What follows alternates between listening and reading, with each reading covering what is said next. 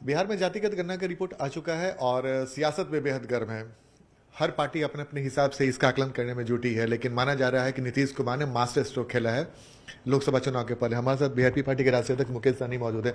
मुकेश जी, इस आंकड़े के बाद बिहार की सियासत में क्या बदलाव देखते हैं? 2024 के लोकसभा चुनाव के पहले इसका कितना असर पड़ सकता है? नहीं, निश्चित तौर पे माननीय मुख्यमंत्री जी तकरीबन 18-20 साल से बिहार की राजनीति में है और एक नंबर की कुर्सी पे मुख्यमंत्री बने हैं और वहां तक उनको पहुंचाने में खास करके पिछड़ा ओबीसी का बहुत बड़ा योगदान रहा और जिसके कारण वो यहां तक इतना लंबा सफर कर चुके, बिहार का सबसे लंबा समय का मुख्यमंत्री बने हैं। और अभी जो जातिगत जनजाति आधारित गणना जो किए हैं वो निश्चित तौर पे खास करके ओबीसी, पिछड़ा, दलित ऐसे वर्ग के लिए आंख खोलने वाला काम किए। सबका मन में इच्छा था कि देश में स्थिति स्पष्ट होना चाहिए कि किसकी कितनी आबादी है, किसकी क्या आर्थिक स्थिति है, और जिसको माननीय मुख्यमंत्री जी ने जो किए हैं और ऐसे समय में किए जिस समय में कह सकते हैं कि इमरजेंसी का जैसे दौर दिखने के लिए मिल रहा है कि सरकार जो है अपना काम नहीं करके जो तानाशाही वाला काम कर रहे हैं, तो वो ऐसे जगह पे नीतीश कुमार जी बड़ा साहस का काम किए। इसके लिए मैं नीतीश जी को मैं धन्यवाद दूंगा क्योंकि बहुत अच्छा काम किए। जो काम हम लोगों को करना था, हम लोग सोचते थे कि भविष्य में आके हम लोग ऐसा काम करेंगे और हम लोगों को आने काम करने से पहले नीतीश जी ये काम कर दिए, तो बहुत ही अच्छा काम हुआ। अच्छा, इसमें कई सारे जातियों की तरफ से अब ये आ रहा है, कई नेताओं ने ये कहना शुरू कर दिया कि भाई जो आंकड़ा जारी किया गया है वो आंकड़ा सही नहीं है, कई जातियों के आबादी को कम करके दिखाया गया है। नहीं, देखिए, जिन बहुत सारे लोग हैं खास करके जो एनडीए गठबंधन में है वही लोग ऐसा सवाल कर रहे हैं और जो महागठबंधन में वो सवाल नहीं कर रहे हैं। रहा व्यक्ति विशेष सवाल उठाने का, उसका तो अधिकार है, तो उसके लिए वो बात रख रहे हैं और उसका जांच होगा, उसके लिए कॉपी मांगेंगे और चीजें उनको बताएंगे। बेगर सोचे समझे अगर कोई व्यक्ति बोल रहे तो मुझे लगता है सरकार के ऊपर उंगली उठा रहे। तो ठीक है, एक हद तक आपका जवाबदेही बनता है कि आप उंगली उठाइए, लेकिन ये आनंद फानंद में उंगली उठाना सही नहीं है। मैंने देखा कि और भी बहुत सारे नेता ऐसा बोल रहे हैं, ये सही नहीं है। ठीक है, हम भी कहेंगे कि भाई मेरी 10% जो आंकड़ा है हमारे निषाद समाज के 20 कुरी में बटा हुआ 20 कोड में है और सबको हमने जोड़ा, हम 0.10% है। हम कह सकते फिर से कि 13% है, लेकिन 10% में भी हम संतोष कर रहे हैं। और रहा कि ये जांच का विषय है और जांच हो, और मुझे लगता है कि सरकार ऐसे मोड़ पे आके सरकार के जितने भी पदाधिकारी है, अधिकारी है, हर जाति वर्ग के अधिकारी है, पंचायत लेवल पे, बूथ स्तर पे सारा डाटा को फिट किए। कोई एक आदमी का काम नहीं है कि मान लेते कि एक आदमी का काम है कुछ कर देंगे, लेकिन जिस काम में हजारों का हजार लोग लगे और हर जाति समुदाय के लोग लगे, कोई एक जाति के लोग नहीं लगे कि हम कह सकते कि वो जाति अपना विशेष अपनी जाति का मान लीजिए कि एंट्री कर लेंगे। इसमें ब्राह्मण भी लगे, भूमियार लगे, लाला लगे, निषाद लगे, यादव लगे, मुसलमान लगे, सभी वर्ग के लोग लगे। तो इस डाटा को और कोई एक आदमी नहीं बनाया, 10,000 लोग मिलकर काम किए, तो इस डाटा को गलत बोलना उचित नहीं होगा। सरकार इतना पैसा खर्चा करके बनाए हैं, राज्य सरकार के खर्चा से हुआ, कोई भारत सरकार तो कराए नहीं। और राज्य सरकार के जब इतने खर्चे से हुआ, राज्य का पैसे से हुआ, तो मुझे लगता है कि सबको इस पर सवाल जवाब नहीं उठाना चाहिए। जो मिला, जो आंकड़ा समझ में आया उससे संतुष्ट होना चाहिए। कल हम भी दावा पेश करते थे कि 15% है, लेकिन हमें आज एक्चुअल पता चल गया कि नहीं, हम 10% है, तो हम 10% में ही संतुष्ट है। अच्छा, ये इस आंकड़े में जो सबसे महत्वपूर्ण बात उभर कर आई है कि अति पिछड़ा की आबादी लगभग 36% बताया जा रहा है। आने वाले समय में अति पिछड़ा की भूमिका चुनाव में क्या दिख रहा है? नहीं, सब आदमी अपने वोट, जब पता चल जाए कि हमारे पास वोट ज्यादा है तो मनोबल निश्चित तौर पे बढ़ेगा। मेरा भी मनोबल बढ़ा है, उसी तरीके से तेजस्वी प्रसाद यादव जी को भी मनोबल बढ़ा कि भाई उनके पास 14% वोट है। तो हम लोगों को मनोबल बढ़ा कि हम ओबीसी, देखिए राज्य में ना हम BC1 BC2, हम देश लेवल पे तो हम ओबीसी जाने जाते। हमारा मनोबल बढ़ा कि हम वो 63% ओबीसी है, तो हम तो नेशनल वाइज सोच रहे तो हम 63% है। राज्य में निश्चित तौर पे 36 और 27 है, तो यहाँ पे भी उनके भी मनोबल बढ़े, हमारा भी मनोबल बढ़ा कि भाई हमारा भी इतना सही में कर्पूरी ठाकुर जी बिहार के मुख्यमंत्री रहे, पिछड़ा का बेटा भी मुख्यमंत्री बने, अति पिछड़ा का भी बेटा मुख्यमंत्री बने, दलित समाज में से भी एक अच्छा संख्या पता चला SC ST मिला के 21% के आसपास है, तो उनका भी मनोबल होगा कि भाई हमारी इतनी आबादी है तो क्यों नहीं हम लोग फाइट करेंगे।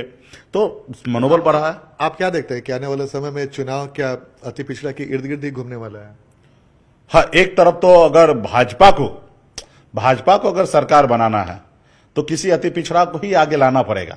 रहा कि महागठबंधन को अगर सरकार बनाना तो वहां पे तो तेजस्वी प्रसाद यादव पिछड़ा ओबीसी वहां पे बैठे हैं और ओबीसी के नाते 63% उनके पास वोट है और अल्पसंख्यक का वोट अलग से है, तो निश्चित तौर पर वो अपनी जगह पे ओबीसी का वोट लेके मजबूत है। रहा कि ओबीसी में खास करके अगर तेजस्वी जी को अगर चैलेंज करना है भाजपा को, तो भाजपा के पास एक ही ऑप्शन है या दलित को आप सीएम चेहरा बनाइए या किसी अति पिछड़ा को चेहरा बनाइए। अति पिछड़ा में भी उसी को बनाइएगा जिसके पास सबसे ज्यादा वोट होगा। और या आप एससी एसटी में जाइएगा तो जहां सबसे ज्यादा वोट है एससी एसटी में उनको आप बनाइएगा। तो क्लियर है कि वहां पे जो पासवान समुदाय से दूसरा जो है वो निश्चित तौर पे अगर एससी की अगर बात कीजिएगा तो वहां ज्यादा संख्या में है। अति पिछड़ा में जो ज्यादा संख्या होगा निश्चित तौर पे उसका। तो ये मुस्कुरा कर जो आप जवाब दे रहे हैं उसमें आप दलित में किसे चेहरा मानते हैं, अति पिछड़ा में किसे चेहरा मानते हैं?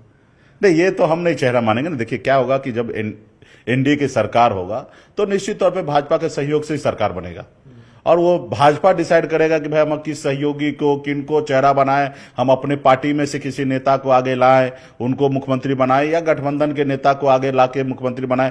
ये भाजपा को सोचना पड़ेगा, खास करके उधर।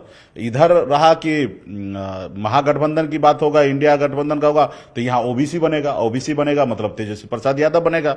और रहा कि इधर बनेगा तो इधर तो भाजपा को डिसाइड करना है। उसमें तो सहयोगी दल के पास इतना आंकड़ा नंबर होगा नहीं कि वो दावा पेश कर दे। अच्छा, मुकेश सहनी का इस आंकड़े के बाद मुकेश सहनी का झुकाव किस तरफ दिख रहा है?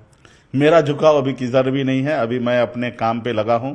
निषाद आरक्षण संकल्प यात्रा पे निकला हूं। कल सुबह में खगड़िया में है, परसों सुपौल जिला में, तरसों मुजफ्फरपुर में है। तो इसी तरीके से हमारे पूरा कल हमारा आजमगढ़ में कार्यक्रम था। इसी तरीके से यूपी बिहार झारखंड में लगे हैं, अपने लोगों को संकल्प करवा रहे हैं।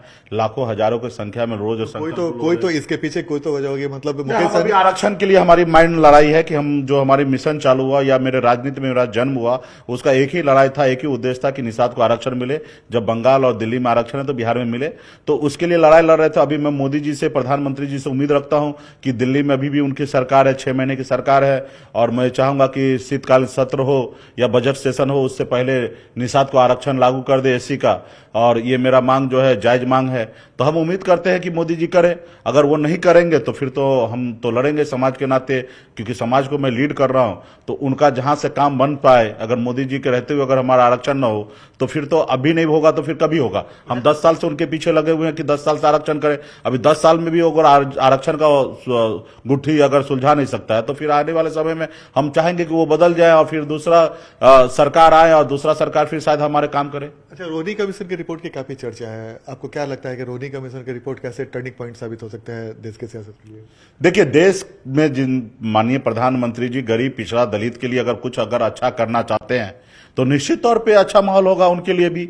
अगर वो कल ओबीसी महिला को अगर आरक्षण देना का निर्णय ले लिया कि 63% है, कम से कम आधा 50% भी महिला को आरक्षण दे देगा तो निश्चित तौर पे देश के लोग चाहेंगे कि भाई मोदी जी काम किए। अगर कल निषाद को आरक्षण लागू कर देते तो निषाद में एक 10% वोट है, निश्चित तौर पे मोदी जी की तरफदारी करेंगे। अगर नहीं करेंगे तो ये विरोध भी करेंगे।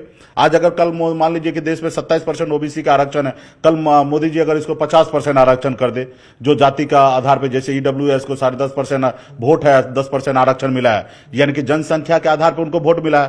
तो इधर भी अगर जनसंख्या के आधार पे अगर इनको आरक्षण दे देते हैं तो निश्चित तौर पे इधर भी एक वो मतलब आएगा कि खुशी का लहर आएगा कि पिछड़ा का बेटा देश का प्रधानमंत्री और पिछड़ा का भलाई किए। आज देश में लोगों को नाराजगी इस बात का है कि बात तो हुआ था कि पिछड़ा का बेटा देश का प्रधानमंत्री बनेगा, लेकिन पिछड़ा के लिए कोई काम नहीं हुआ, अगरा के लिए काम हुआ। ईडब्ल्यूएस आरक्षण लागू हुआ, जो आज अगला का बेटा 90 नंबर ला रहा है वो आज नौकरी पा रहा है, लेकिन पिछड़ा का बेटा 95% नौकरी ला रहा है, उसको नौकरी नहीं मिल रहा है। तो लोगों में एक बड़ा गुस्सा है कि भाई ऐसा तो नहीं होना चाहिए। एक तरफ हम 63% है, आप हमको 27% आरक्षण दिए और एक तरफ आपके 10.5% पॉपुलेशन को 10% आरक्षण दिए, तो ये तो नाइंसाफी है ना। तो इसके लिए न्याय करना पड़ेगा और न्याय अगर प्रधानमंत्री जी करते हैं तो निश्चित तौर पर लोग उनसे खुश होंगे। तो आप तो रहस्यमय तरह का बयान दे रहे हैं। आप नीतीश कुमार की तारीफ भी कर रहे हैं जातिगत गणना की रिपोर्ट सार्वजनिक करने के लिए और नरेंद्र मोदी से उम्मीद कर रहे हैं कि वो ऐसा करते हैं, तो उन्हें भी बताएं। उम्मीद से तो हमको बैठाए ना, जब देश के प्रधानमंत्री तो जनता ही बनाए।